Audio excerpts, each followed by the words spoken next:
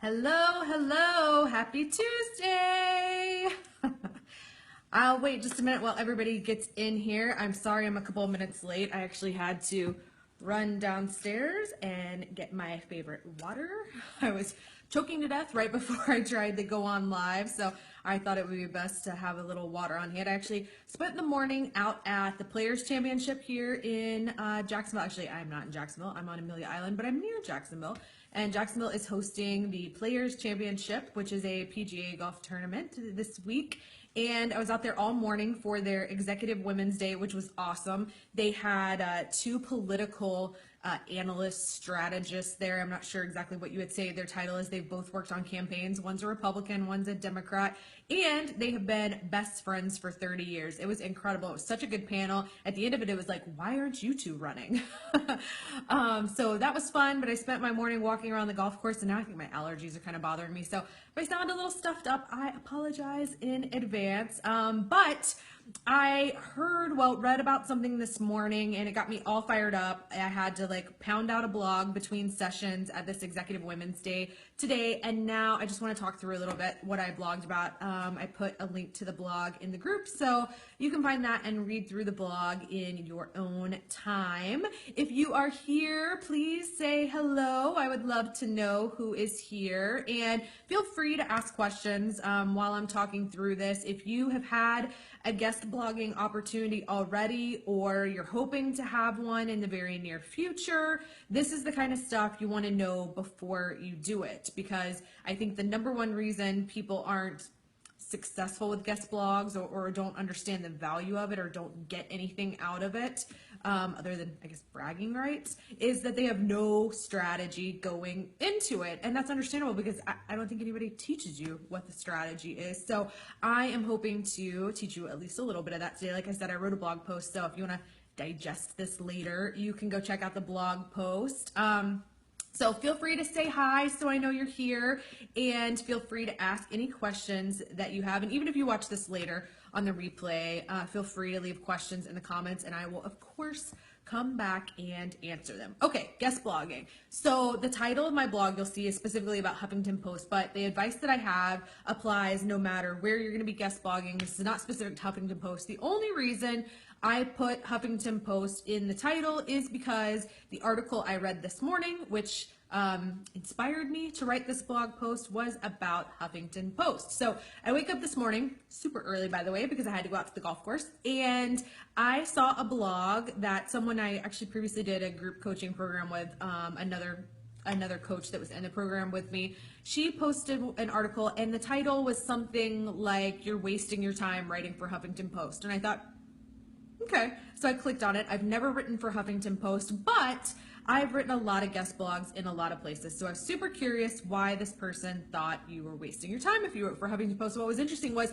she wasn't a writer. She was a graphic designer, or a website designer, something artistic. And she talked about several reasons why she thought that you shouldn't write for Huffington Post. She talked about, she thinks Huffington Post accepts too many bloggers now. The threshold to get in is so low that it doesn't have the cachet it used to have.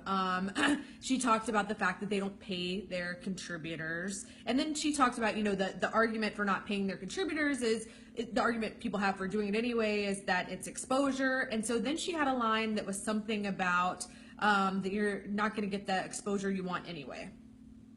So I immediately had to say that I disagreed with her, because guest blogging was a huge, huge catalyst in me changing my career, and specifically guest blogging for Forbes, who at that time did not pay their contributors, much like Huffington Post now. Now I am back at Forbes for my second time now, and Forbes does pay their contributors now, although let me just tell you, we're not talking about huge sums of money. I am not making my living writing for Forbes.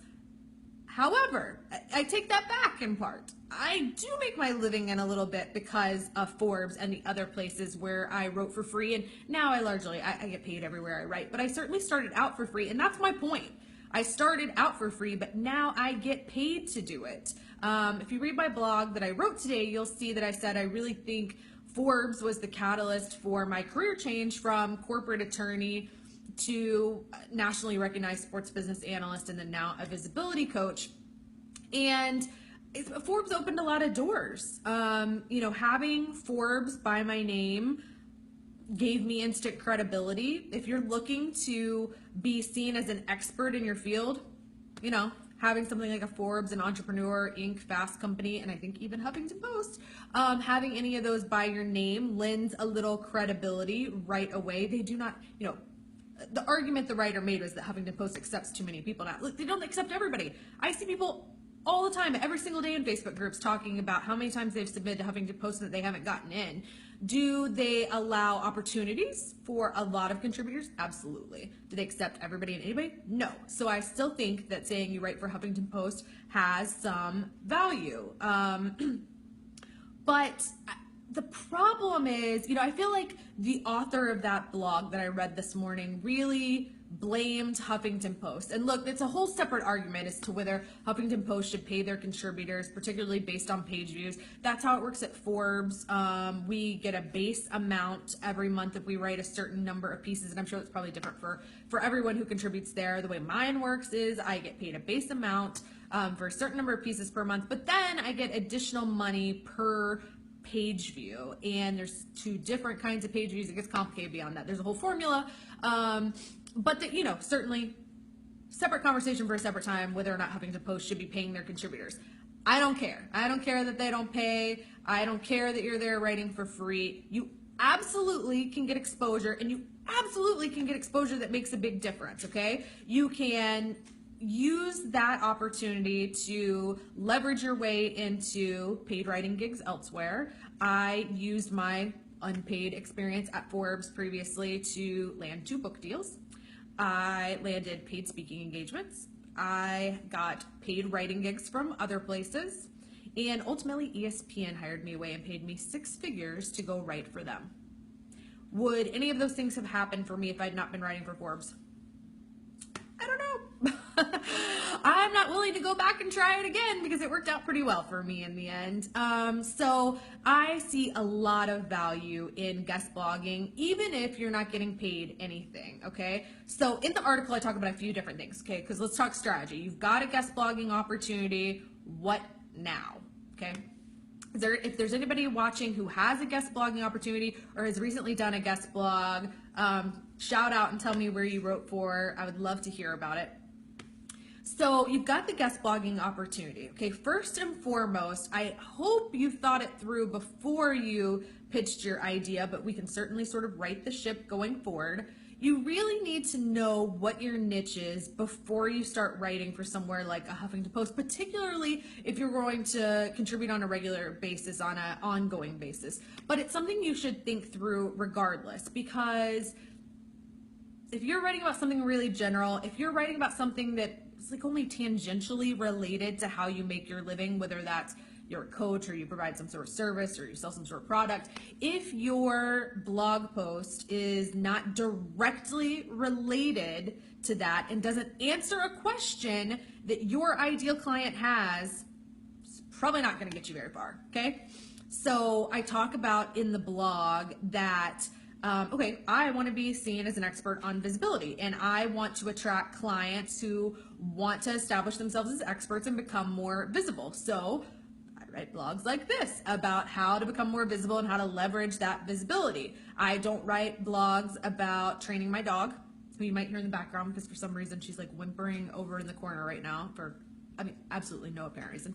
So if you hear whimpering, that's where it's coming from.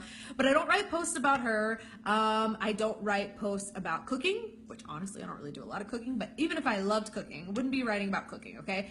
I write posts that answer questions my ideal client has, period, okay? That is the only reason for me to write a post, okay? Is because it answers a question my ideal client has.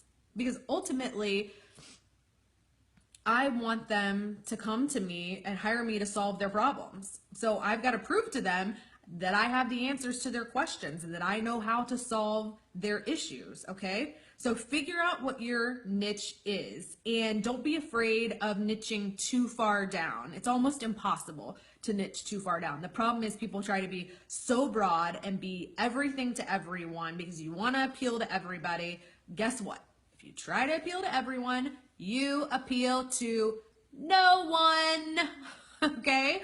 So let's be niche. Here's what happened to me, okay? Went to write for Forbes about the business of sports, and I mainly focused on legal issues. Okay? I mean, that's a niche. It's not the tightest niche in the world, but it's a niche, okay?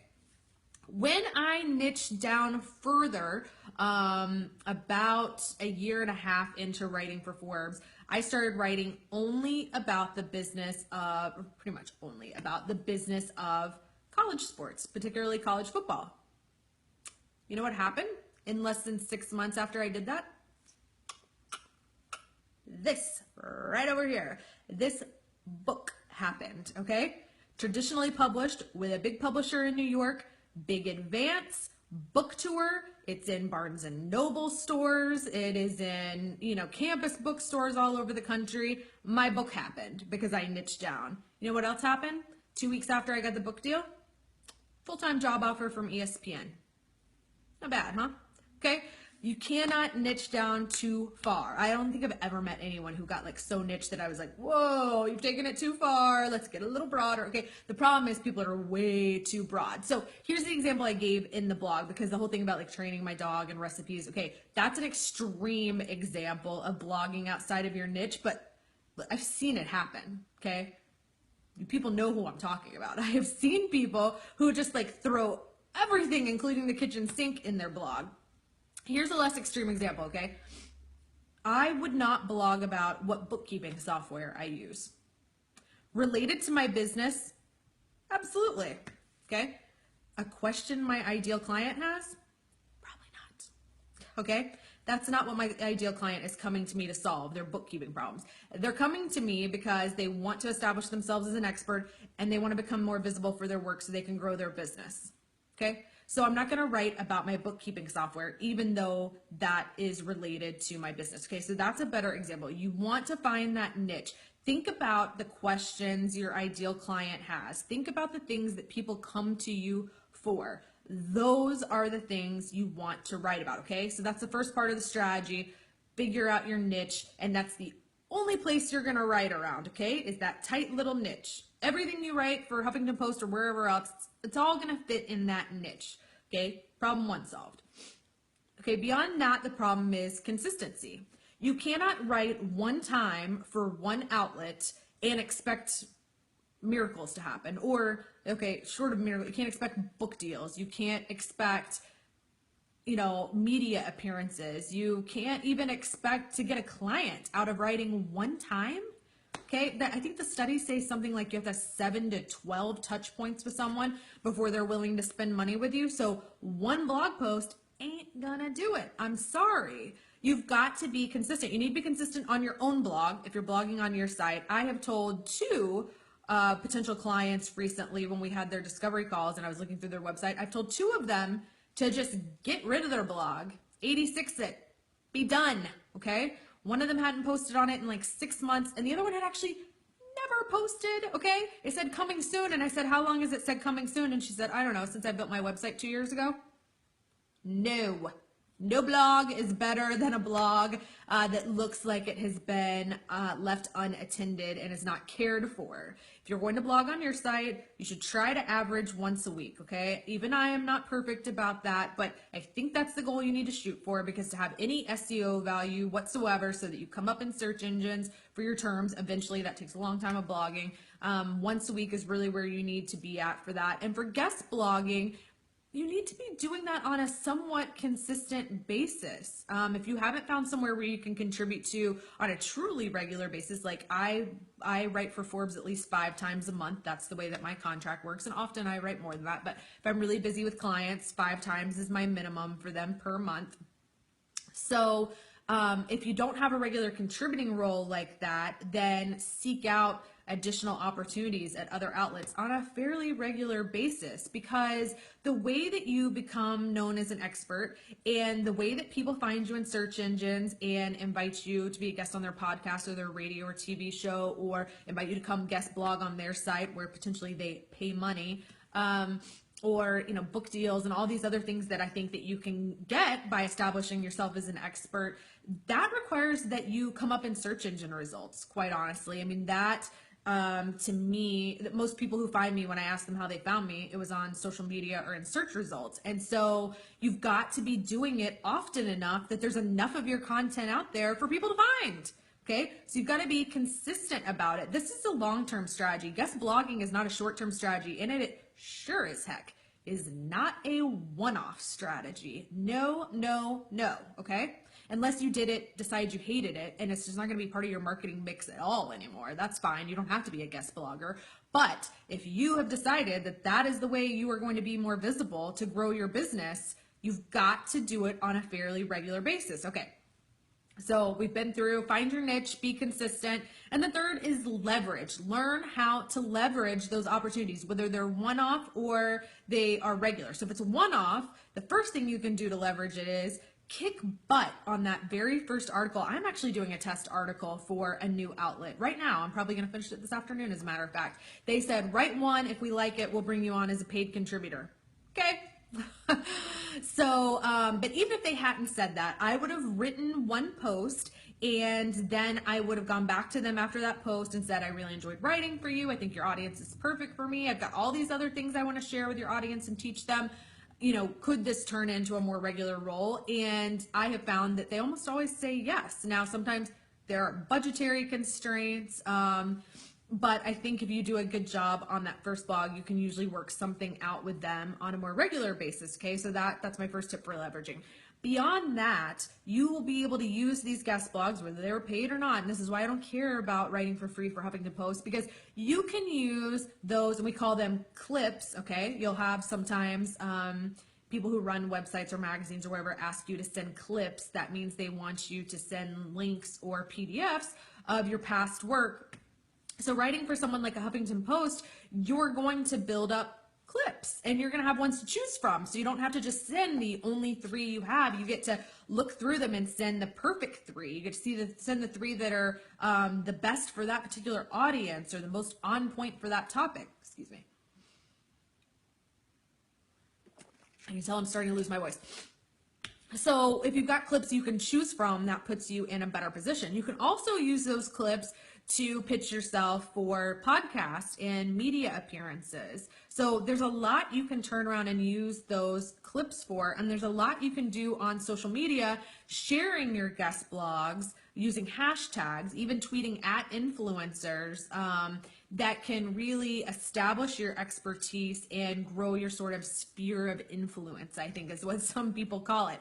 So check out the blog post if you want more in-depth information on these ideas on how to leverage those guest posting opportunities. And if you have any questions about it whatsoever, you can ask me now if you're here live, or you can ask in the comments after you watch the replay. I would be happy to answer questions for you. For those of you who have already had guest blogging opportunities, don't freak out if you haven't been doing all of these things. You can start doing them now. And if you haven't had guest blogging opportunities yet and you really want to and you want to get started, let's talk about that too, okay? Because as you can tell, I'm pretty passionate about guest blogging and think it has done a ton for my career. I absolutely don't think I would be where I'm at without it. So hopefully you guys took some great tips out of this, and I would be happy to answer your questions. Until then, I am going to go finish my guest blog that I'm working on, and I will chat with you all later. Thank you. Have a great Tuesday.